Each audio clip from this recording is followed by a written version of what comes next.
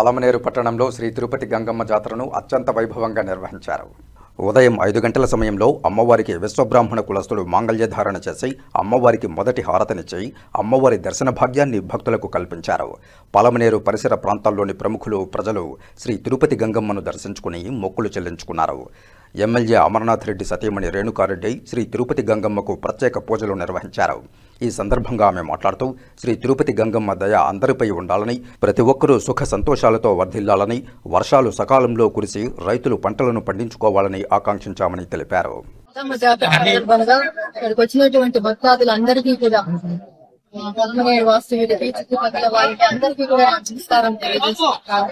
అలాగే ఈ రోజు గంగమ్మ యొక్క దివ్య దర్శనం కన్నులకు ఇంపుగా జరిగింది. ఆమెని ప్రతి ఒక్కరు కూడా చల్లగా చూడాలనేసి, సకాలంలో వర్షాలు పడి రైతులందరూ ఆనందంగా ఉండాలని, అందరూ కూడా ఆమె చల్లని సంతోషంగా ఉండాలని ప్రార్థించడం కూడా జరిగింది.